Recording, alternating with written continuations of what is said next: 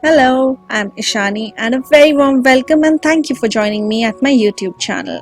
I'm thrilled to be showcasing some digital stamps by Stammplorations as their guest designer. Here's a little peek into their website, STAMPlorations.com, and you can find so many products, stencils, clear stickers, stamps, dies, digital stamps, and so much more. You have to check out their website that I'll be linking down in my description box. I'm featuring their beautiful digital stamps, and you will love to see the variety in the store. They have birds, mandalas, floral stamps, butterflies, coffee themed stamps, and so many other lovely designs. I'm showing you today the beautiful floral Digis called boxed blooms, and I'm bringing some cool ideas for using and stretching them in some unconventional ways. When you want to buy them, you can put them in your cart, and while checking out, put your email address. And you can also get 20% off if you use my code that I have linked in the description box below. The images will arrive in your email and you can download them for your use. The box blooms is a set of 4 digital stamps and have some gorgeous illustrations of flowers, namely rose, daisy, daffodil, and orchid.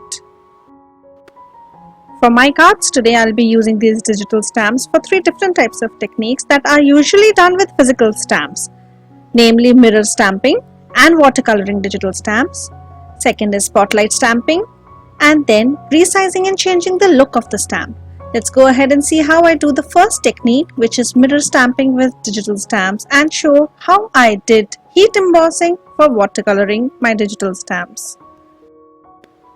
My skills with computers are limited and I use Microsoft Word for all the rearrangements and use inkjet printer for printing. But if you've used that, you know that the ink of the image bleeds when you use watercolors. So let's see how I heat emboss with my inkjet printer. I insert my image onto the Microsoft Word, and this is how I get the image resized by holding it at the corner and just going to the print and see how it looks if I printed it. You can also resize it as per the size that you want on the card.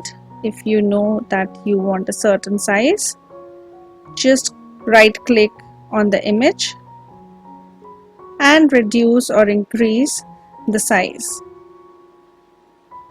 So I have my size as 4 centimeters, and now I copy my digital stamp and paste it just next to it after a few spaces. Then I hold the arrow and turn my daisy so that it faced my first image and looked like a mirror stamped image. Isn't it easy with digital stamps? No hassle at all. You can arrange the spacing and print out the images. Next is the tip to show how I heat emboss. So I chose a watercolor paper to print my box daisies on.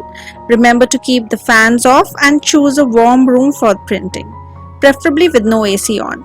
Be ready with your clear embossing powder, put in the paper and use anti-static powder tool before inserting the paper on the correct side of the paper that will have the print coming out.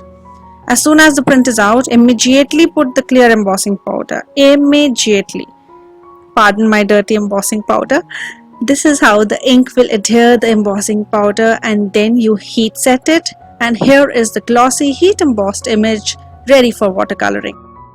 Here is how my printed images with heat embossing look. Sorry that I did not have the process shown because my printer is somewhere else and the camera settings are in another room. You can use this technique with any kind of embossing powder, any color. You just need to remember to be quick, very quick.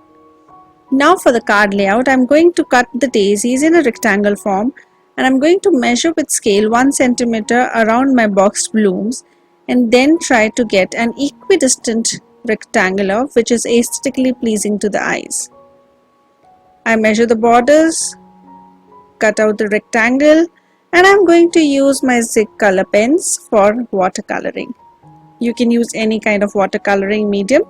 I love to color with Zigs, but I'm not great at coloring, so I'll just speed up my process and show you the end result. I'm using oranges and yellows for my petals, and I'm using 2 shades of brown for the pollens, a little green for the stem, and I will use blue for the background. I'll be using water with clean brush in between to dilute my colors. And let me tell you a little about Stamplaurations. Should you find yourself placing an order soon, feel free to use my personal discount code StampGirlIshani at checkout for a 20% discount on your order, which will apply if your order is at least $25 worth of products, whether you order from digital store or from the main outlet store, or a combination of digital and tangible products. Please note that my discount code cannot be combined with any other coupon code, but you can use it as often as you wish. Also, there is a chance to win $15 gift code to the Stamplaurations store if you leave a comment on my blog, which will be linked below in the description box too.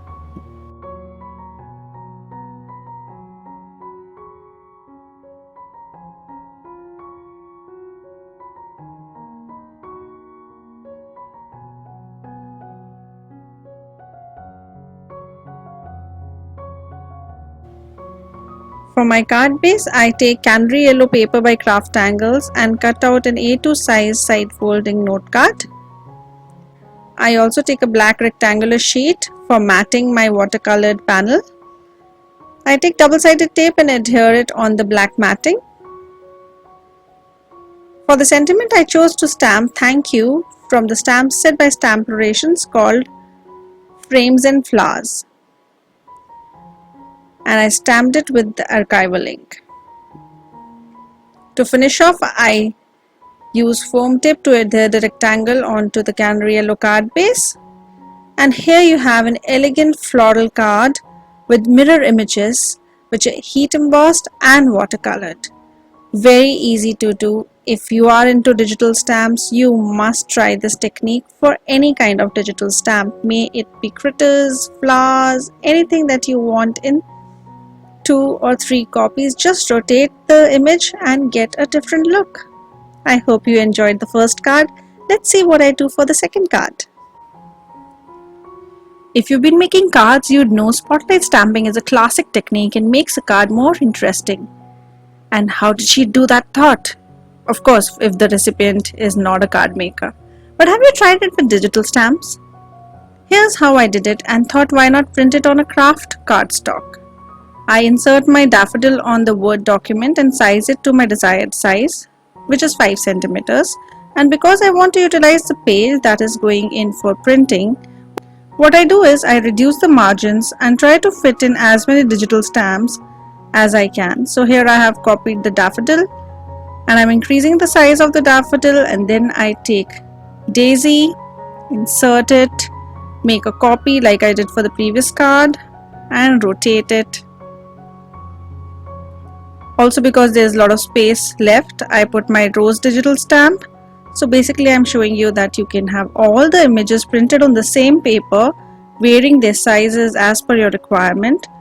If you're planning to do the cards in one medium, like if you want to do Copic coloring, you can print all of these on Nina Solar White or any paper of your choice and print out the whole page and reduce the occasions of printing single images. I printed the daffodil boxed image on Kraft paper. I use Nina's Desert Storm paper for this, and before I colored the image, I'm going to use a square die to cut it through my image. So I cut the box out at its edges and run it through my die cutting machine with the square die positioned to make an equidistant outer square, which will be kept uncolored. For coloring, I am taking some yellows, Copics. For coloring, I am taking some yellow Copics and Prismacolor pencils in yellow and white. I will speed up my coloring, just showing you how I achieved the layers of colors with first my Copics and then going over with my white pencil and then slowly building up the layers of colors for showing the depth in my flower. I will also use a brown pencil for the inside of the daffodil's cup to depict darker shadows. I am a novice when it comes to coloring, so please excuse me if you feel I'm not doing the right way. I've learned watching many great artists color and taking little from everyone, developing my own way and trying different ways to color, like on this flower. I've been using digital stamps for some time now, and I love that they are space friendly, pocket friendly, and the variations you can do are innumerable. I also have many YouTube videos where I've shared ideas like building a scene, masking with digital stamps, and many more ideas. You can check the videos up here. And do not forget to check STAMPlorations blog, as there are always offers and free digital stamps available for you to download and try.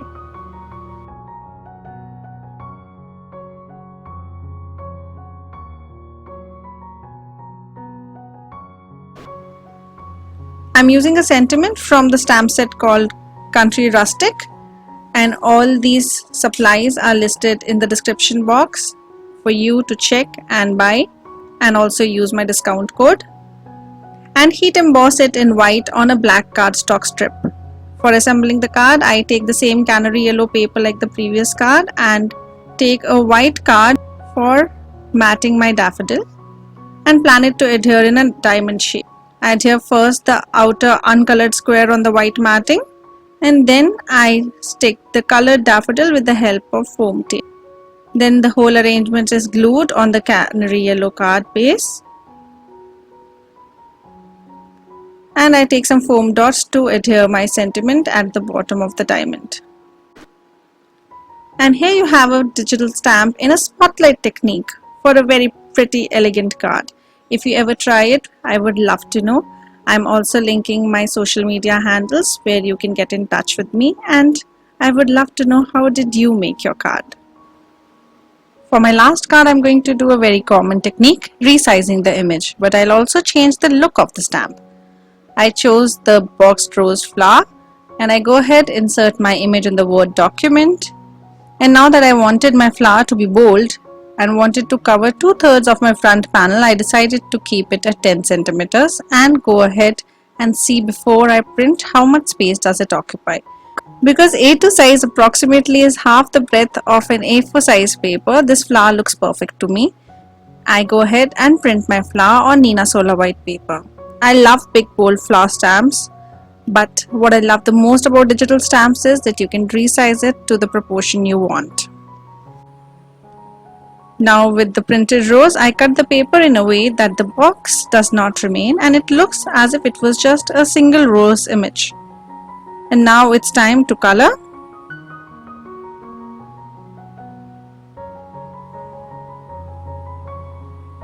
I'm using Copics.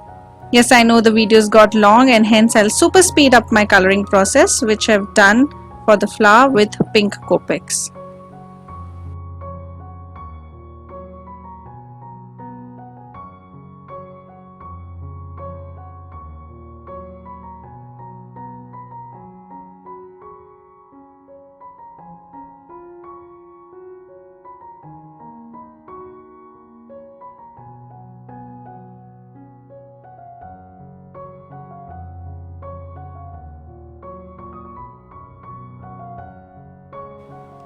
After coloring the flower, I take scissors and cut around the rose a little more to have fewer leaves around.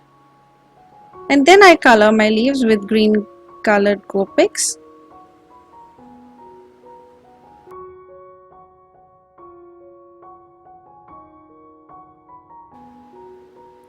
Now with the flower ready, it's time to assemble the card. I take Kraft angled sky blue paper and I cut a top folding note card in A2 size. For the card base, I am using Blueprint Sketch Distress Oxide ink, and I am going to swipe my ink pad across my card base like so. I kept a white paper so that I do not stain my back panel of the card base.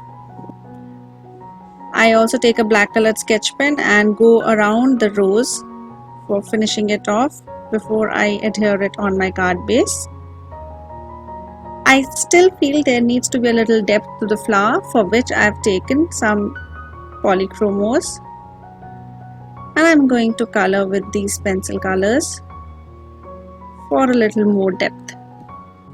If you're new at my channel, you would love to see few other ideas I had for floral cards, and I'm linking them up here. If you have any questions, please ask me in the comments below regarding any of the techniques or the colors I used, and I'll get back to you. I'd also love to know which is your favorite medium of coloring. To put the card together, I use Happy Word die by Cutplorations, which is from Stamplations, and I die cut pink cardstock twice, which I adhere together, and sponge Distress Oxide and picked raspberry at the edges. I stamped birthday on a white cardstock and adhere the rose and birthday on foam tape, and happy die cut with glue on my blue card base.